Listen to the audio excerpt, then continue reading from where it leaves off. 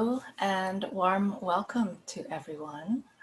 My name is Amy Jacob, and I am the co-founder along with Martin Aylward of Sangha Live. And I'm usually behind the scenes taking care of the tech.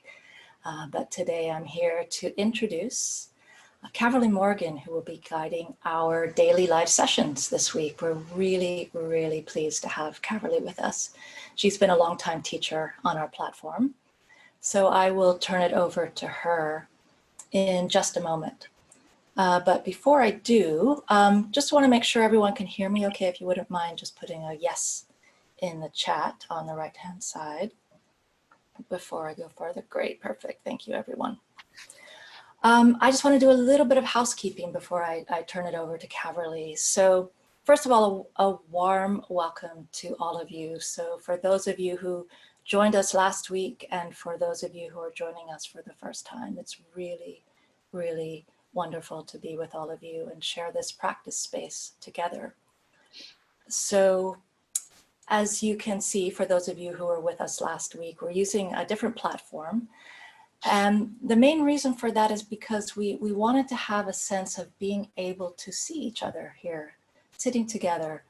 Rather than just seeing names, we wanted to have this option to actually see people who have their cameras on. So that's one of the main reasons for the change. You don't have to turn your camera on. You can choose to turn that off if you like, and you can do that by just hovering over the video window and muting your video at the bottom left-hand corner. And we will have an hour together, and Caverly will lead us in a guided meditation of about 30 minutes. And after that, there will be time for questions for those who would like to engage with Caverly. And the way that we'll do that in this platform is if you have a question, once we get to that point, you raise your hand. And to do that, you just need to go over to the Manage Participants area. You'll see a little button that says Raise Hand, and Caverly will, once she gets to the question and answer portion, she'll unmute your microphone and you'll be able to engage in a dialogue with her. And one last thing, I just want to remind all of you that this platform and the teachers are supported by your dana, your donations. And that allows us to be able to continue doing what we're doing, which is a pleasure for us. We love being able to offer something that feels like it's so in need in these days. And in order for us to be able to continue doing that, we really appreciate your support as well. And I will just type in to the chat the link to donate. So you have that there. So very, very appreciative of all of the donations that have come in so far, and really appreciate you supporting us in that way. One last thing I want to mention, now that we can see all of us, or many of us on video, just a few little rules of the Dharma Hall, so to speak. Let's treat this space as if we were in a physical meeting space, as if we were in a Dharma Hall, where there's a sense of respecting the space. So if you need to leave, if you need to go away for a moment or eat something, or you're doing something that doesn't quite fit in the space of a Dharma Hall, I would just ask if you could just turn your video off in that moment to kind of preserve this kind of sense of sacred space that we're all sitting in. So with that, I'd love to invite Caverly to come on screen. Caverly, if you could turn your camera on. I've unmuted you, Caverly. Lovely. Can you hear me? I can. Can you hear me right now? Can you hear me? I can see that Caverly's, oh, I see Caverly. I don't hear you though. Okay, can others hear me at this time? Yes. Okay. Yes. All right. Oh, you can hear Caverly. Okay. All right. So maybe it's just me. Can everyone else just let me know if you can hear her? I'm talking about We can. Okay, perfect. Great, Caverly. So I'm going to mute myself and turn it over to you for the rest of the session. All right. Thank you so much. Hello, friends. I am just so deeply honored to be here today. I will start by acknowledging what a gift it is for us to be gathered together in this way during these times. I feel so deeply present to it as so many of us are in positions in which we're experiencing more isolation than usual, to come together, to see each other, to feel each other, to share practice seems particularly filled with blessing. And that's going to be one of our focuses today. So there are many of you that I don't know, so I'll just say a touch about me before I jump in, since some of you are meeting me for the first time. As was mentioned, my name is Caverly.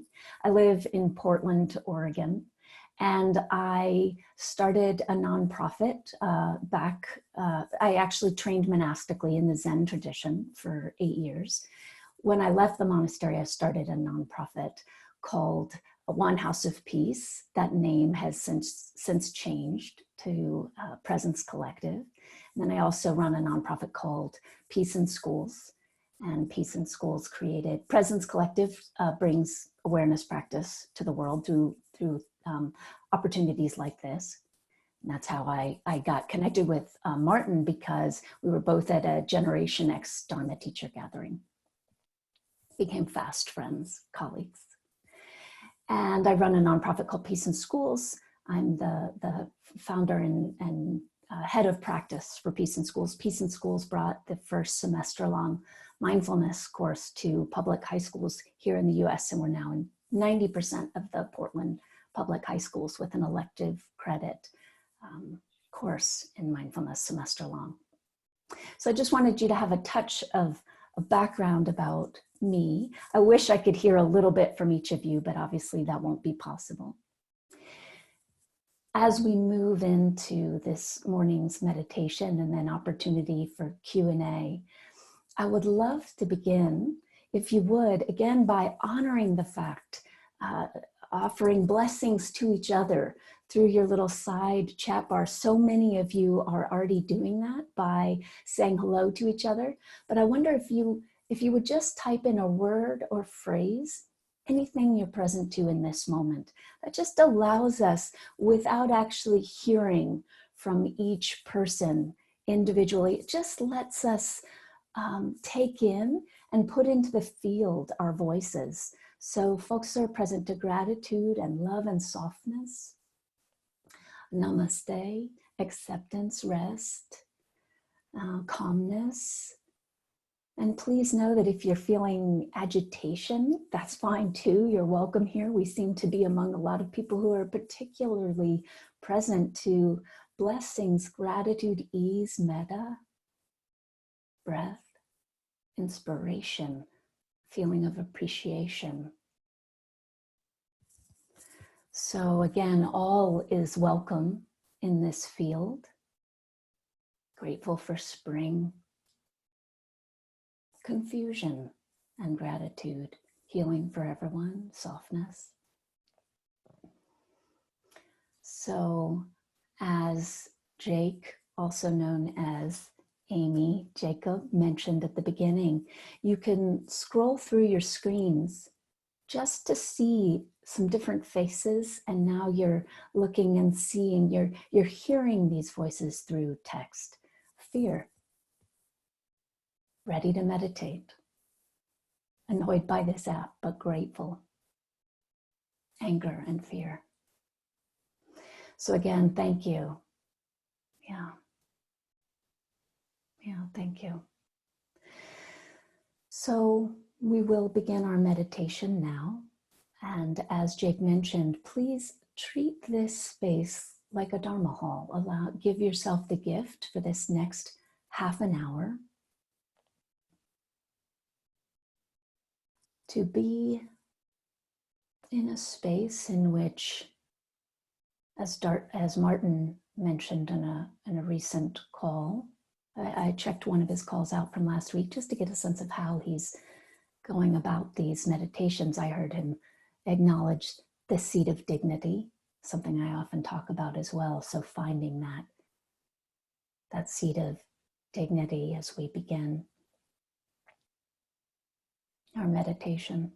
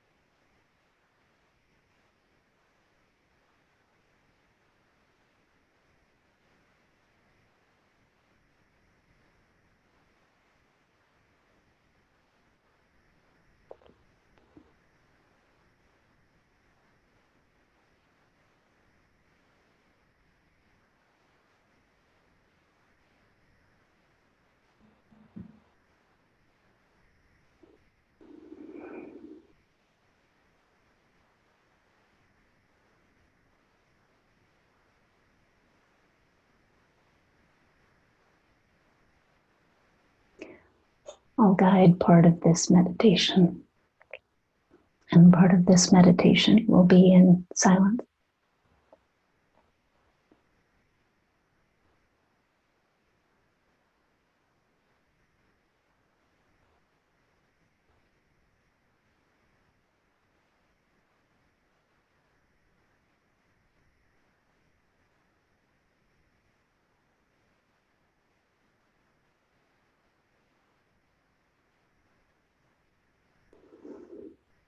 As we settle in, I invite you to take 3 of the longest and deepest inhalations and exhalations you've taken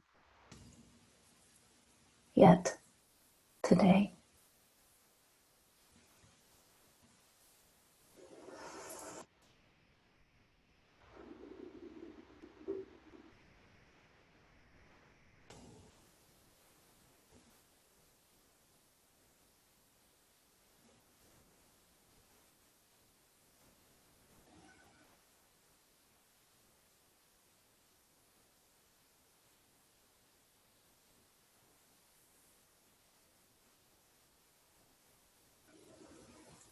There's so many things in our world that we are accustomed to relying on that you may currently feel as though you can't rely on.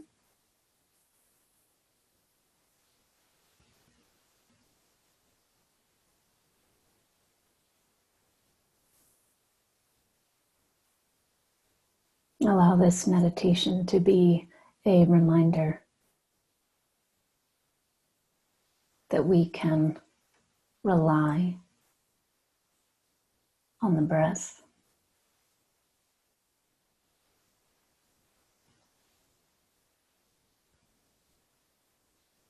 and that we can rely on our innate capacity to be here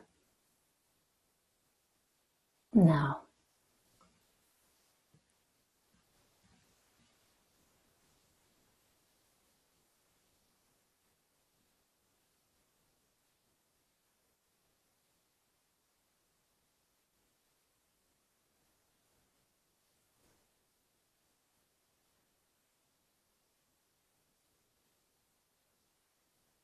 That awareness can be relied on.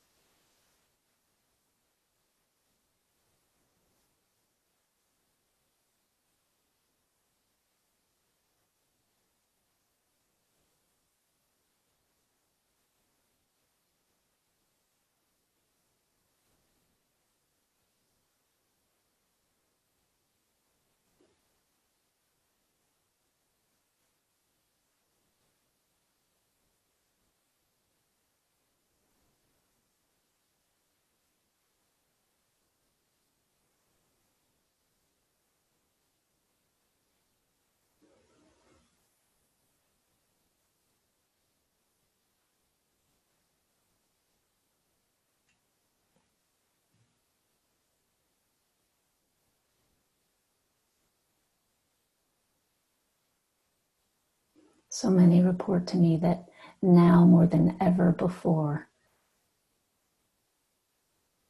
there's a recognition of a direct experience of our inner connection.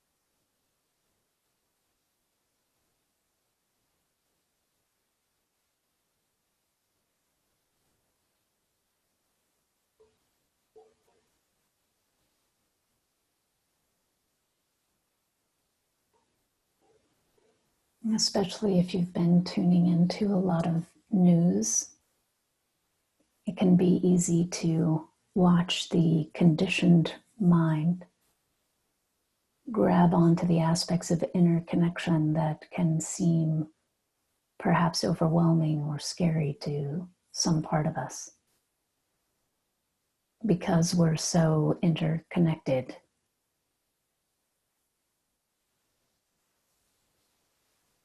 There's this invisible thread that runs through all of us, and within that a threat can be posed. So many people are reporting to me bouts of anxiety or fear during this time.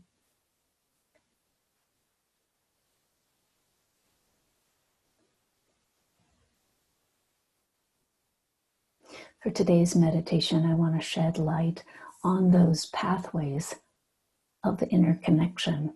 And if you imagine that fear is sometimes pulsing through those pathways of interconnection, or worry or concern about the current situation. For this meditation, I want to invite us to now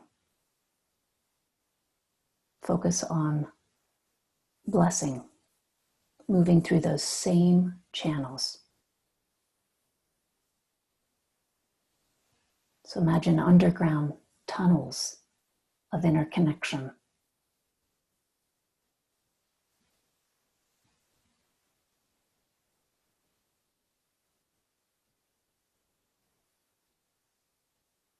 Through those tunnels, there could run anxiety, fear, collective concern. None of these things are bad or wrong. We're just consciously redirecting the attention in this moment and focusing on blessing.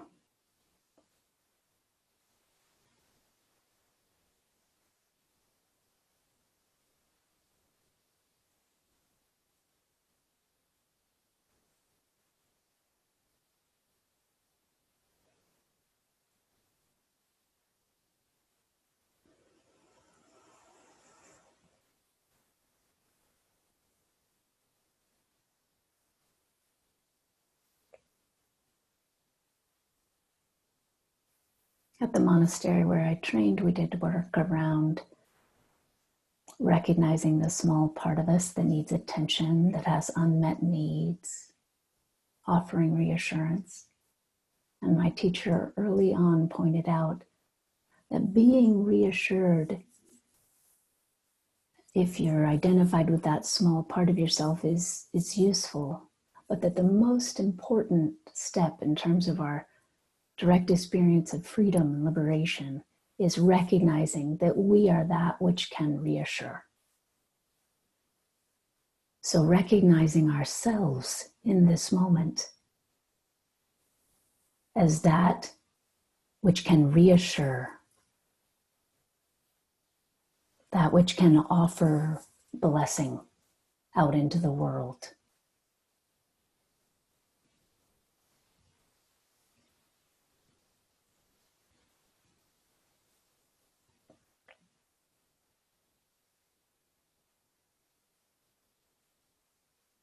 Sitting in the seat of offering blessing.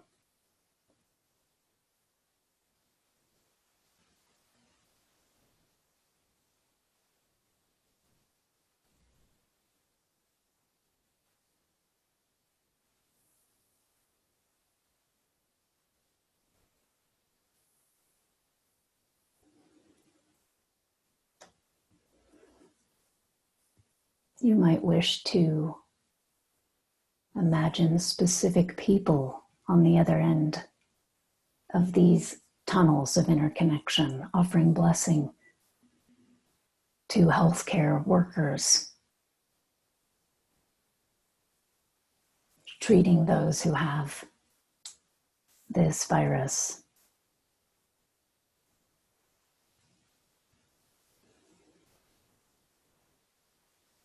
or blessing to loved ones who are not well.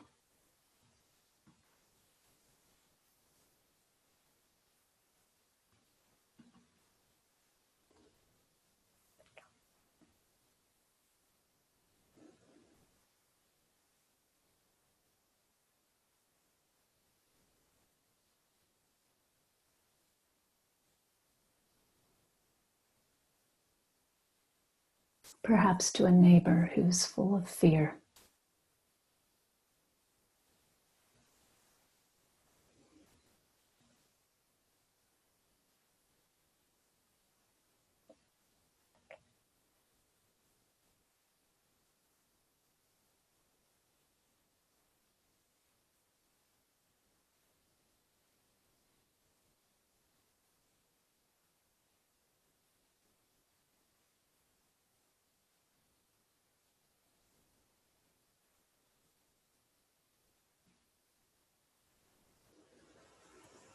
If worry or anxiety arises,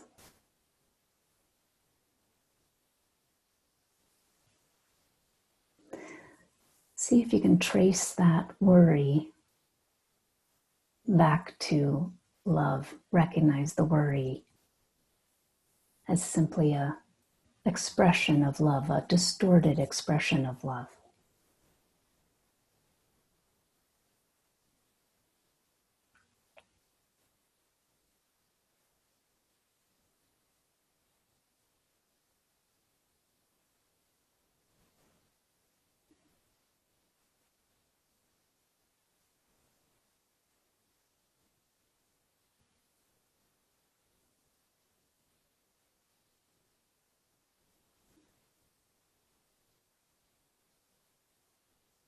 Tracing whatever is arising back to this seat of love and this seat of blessing.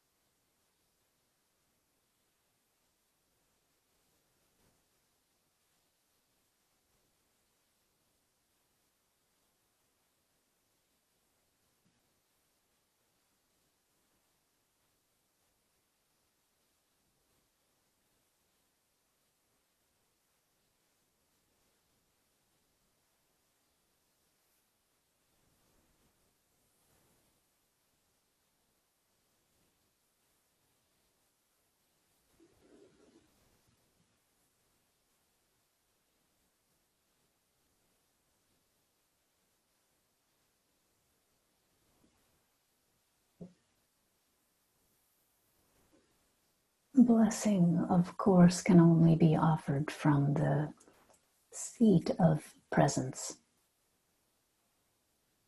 This limitless, open, infinite seat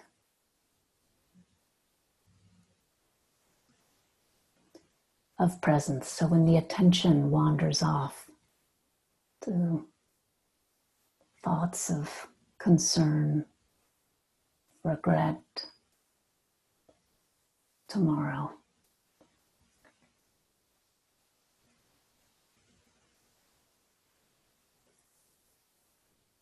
gently and lovingly invite the attention to rest back in presence.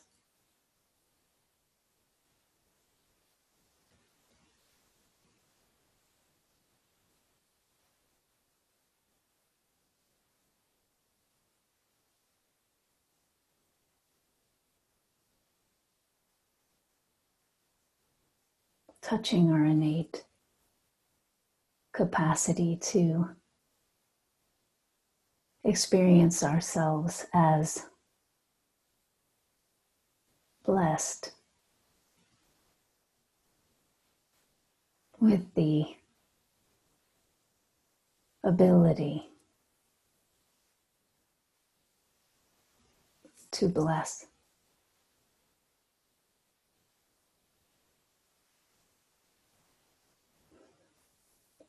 Two sides of the same coin.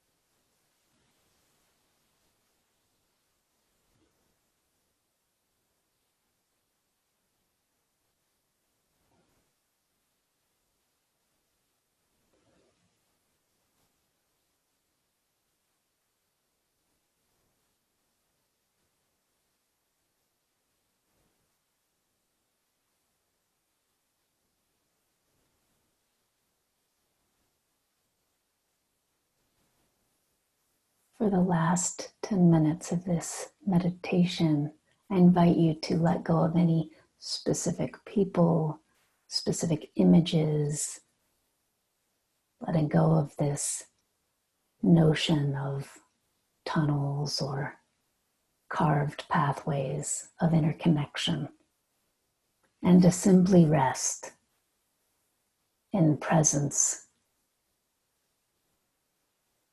our innate capacity to recognize ourselves as blessed simply because we are.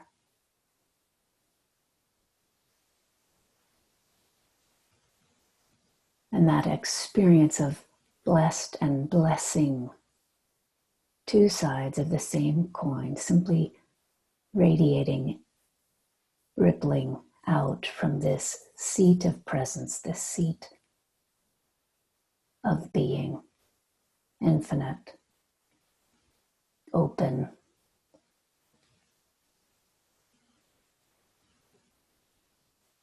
expansive being.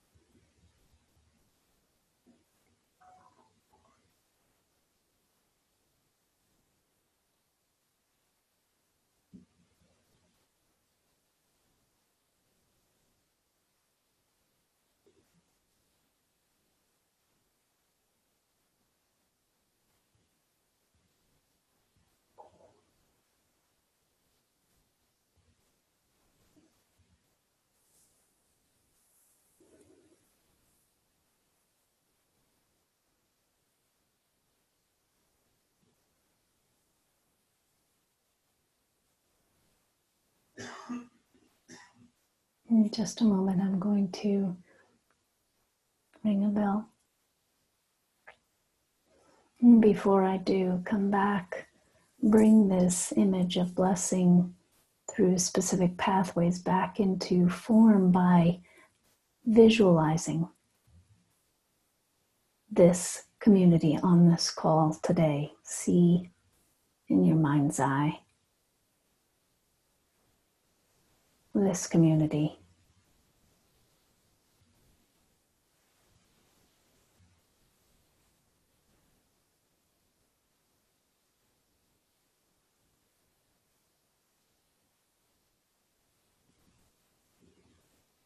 Recognizing our shared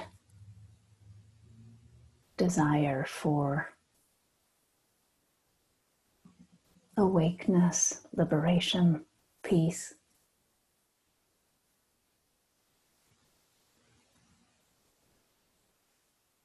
Love.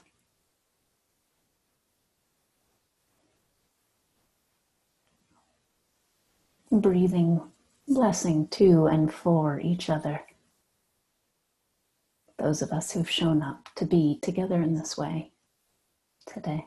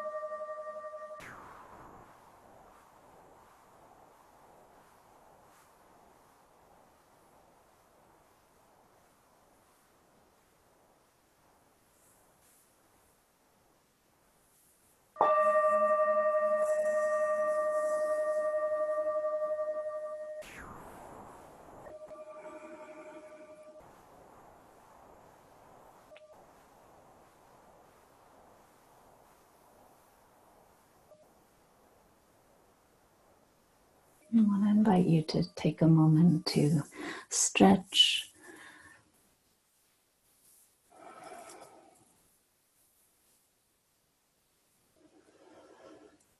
I'm delighted that we have an opportunity in this call to interact as well. And before we hop right in, I do want to acknowledge what a gift it is that platforms like Sangha Live exist.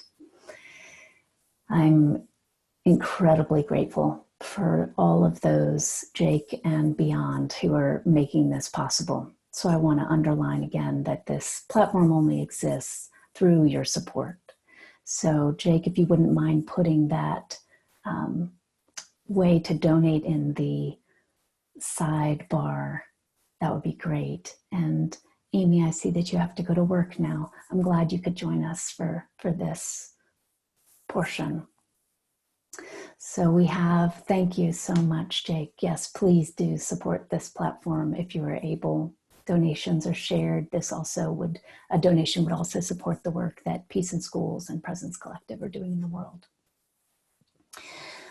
So, questions about practice, comments, things that you'd like to say or acknowledge about your experience in this moment or in a more general way. My favorite thing, for those of you who know me, is when someone's willing to be on camera so I can see you and we can have an exchange, but being off camera and just typing a question or a comment in the sidebar is perfectly appropriate. So Jake made me the host now, which means that I'm looking for a raised hand. And Jake, I don't see any raised hands, so you'll have to just let me know if that's not actually, if I'm just missing where that would show up. So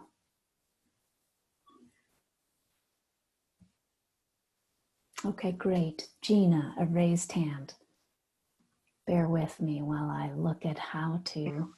Okay, Gina, you're unmuted. Lower Hello. hand.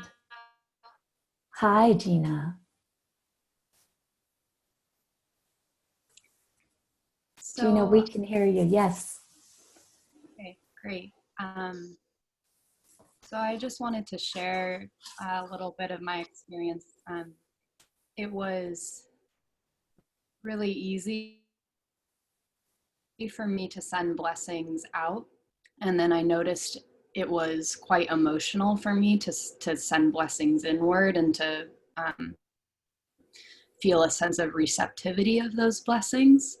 Just a little information for me that, oh, I can tend to really express that outward, or it's easier for me to go be in community and provide service.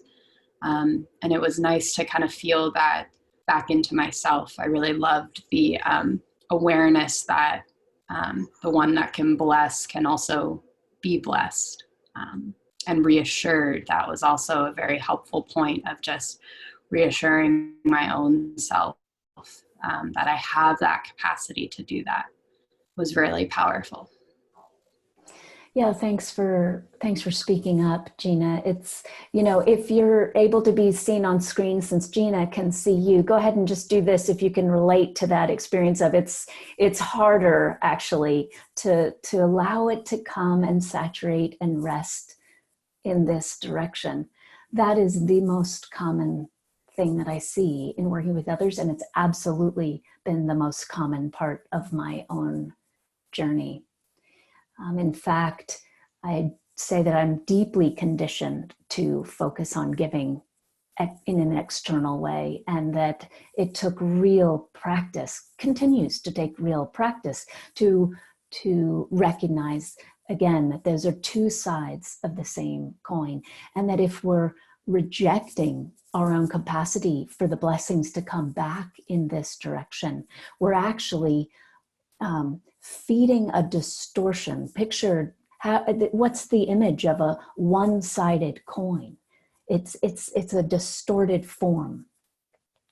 It's a form that actually doesn't exist in reality. It's a created, conditioned form.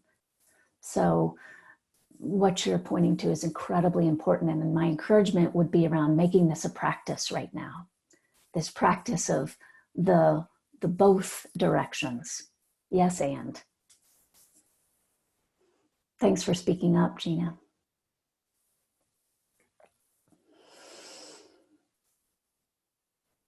I'm looking for other raised hands now. Please feel free. Okay, great.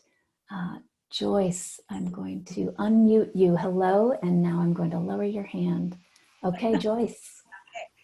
I really liked the concept of worry as a distortion of love, because I can see that in so many of my worries. Some of them I can't, but if, as you know, because you know me, I am a worrier.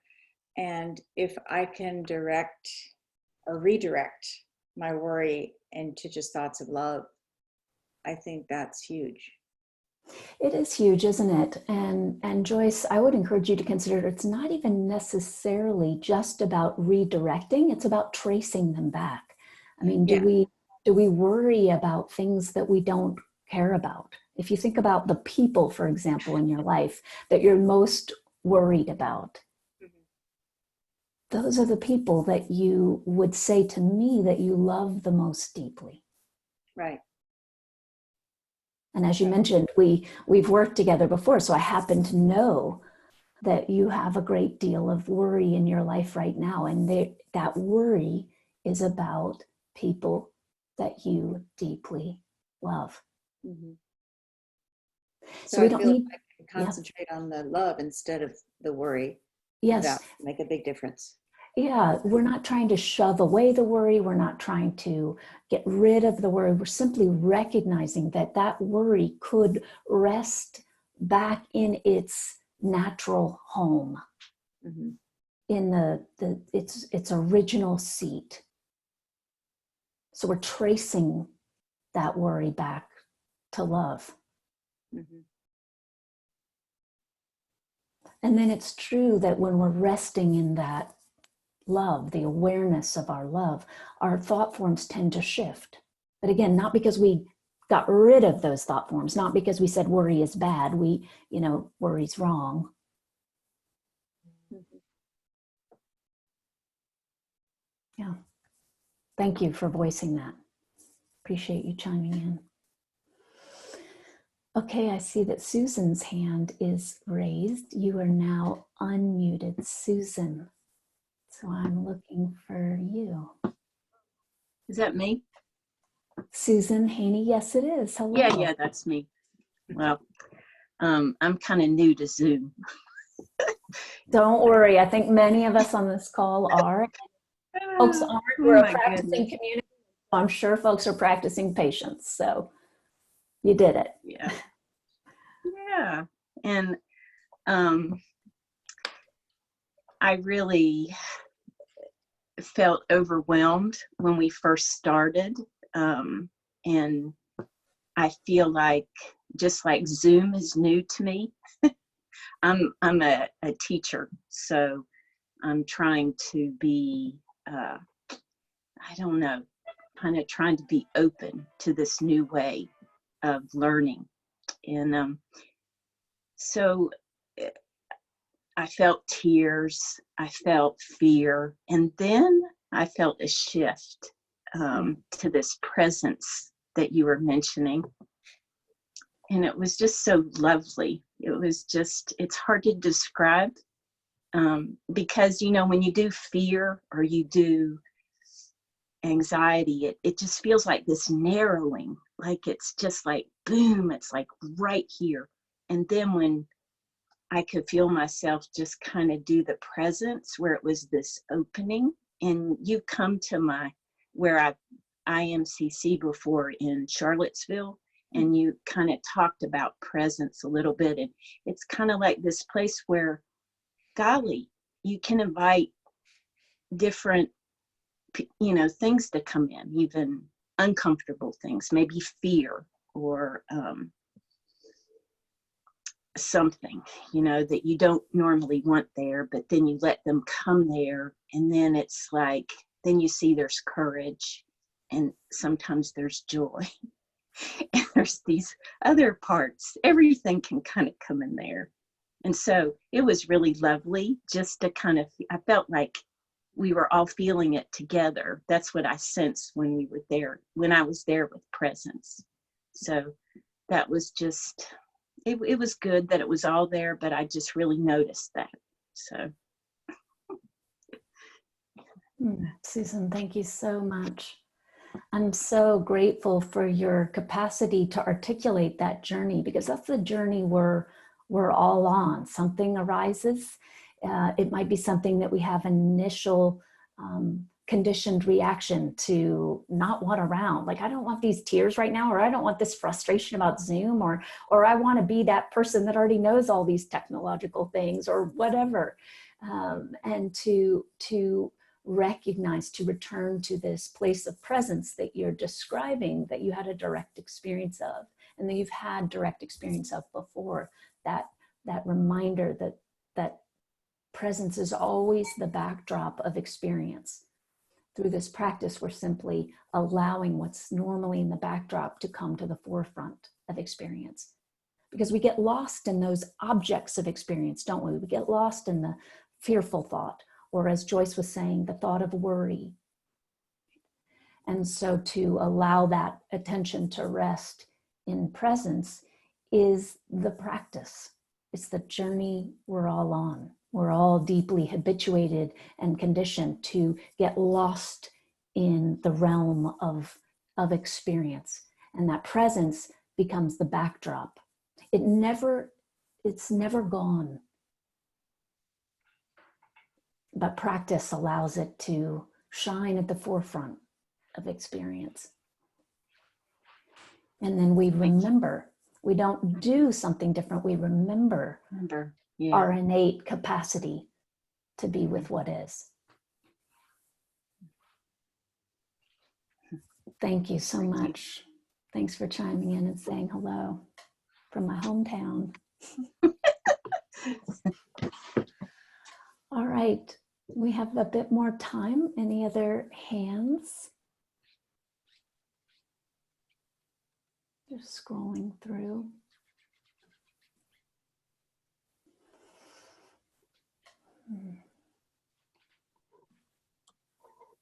I see a physical hand, and it's from, you'll have to tell me how to say your name. Evelyn? Evelyn, yes. Great, hello, Evelyn. Beautiful. Okay. Yes. Hello. I'm new to Zoom too, and I'm French. I think you can hear that.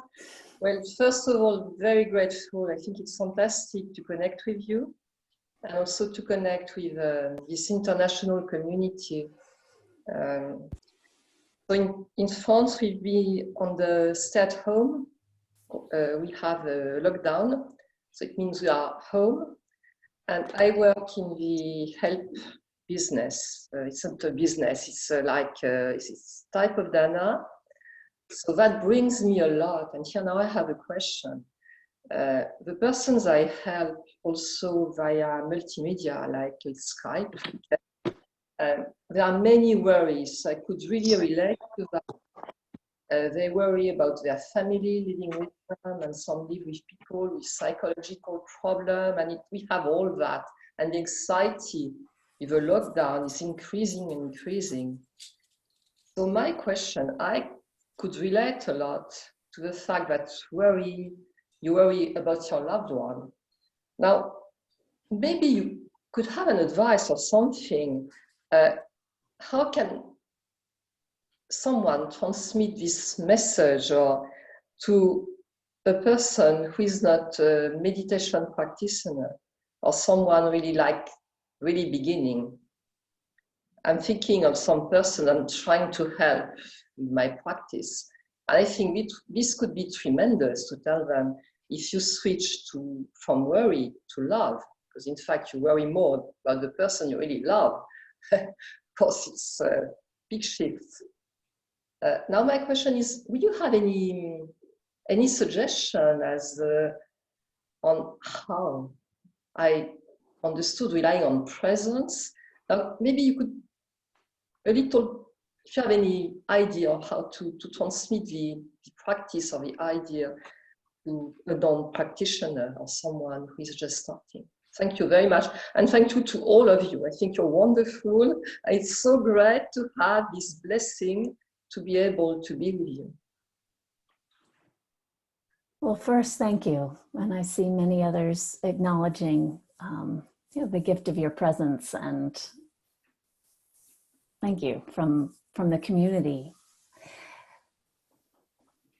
When you were speaking, I was reminded of my first Zen teacher who used to speak about how unpopular you can become once you get excited about awareness practice. If you go around telling everybody else how great it is and that they should be doing it as well, you can become quite unpopular.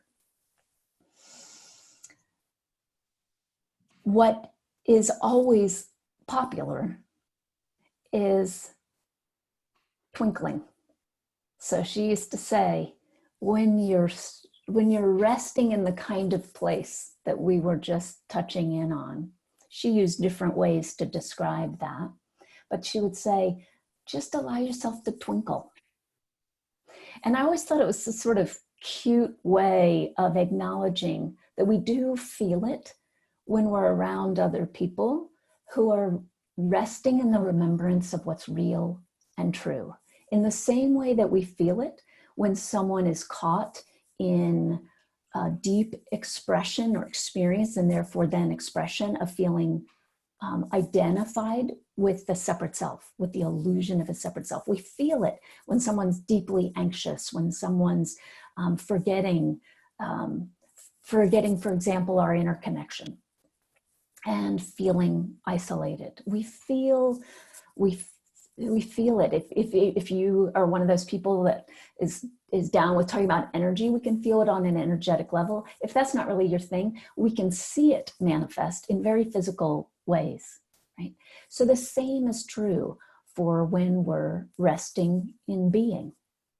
It's felt by others. And I always think it's so important not to underestimate that.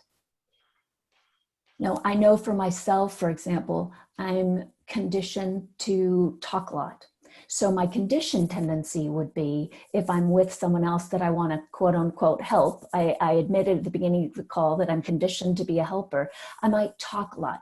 I might try to express a lot of ideas. When I'm resting in presence, I notice if I'm in conversation with someone, I tend to listen more. I tend to rest in being and receive, focus more on receiving. All those things are transmitted. That presence is transmitted.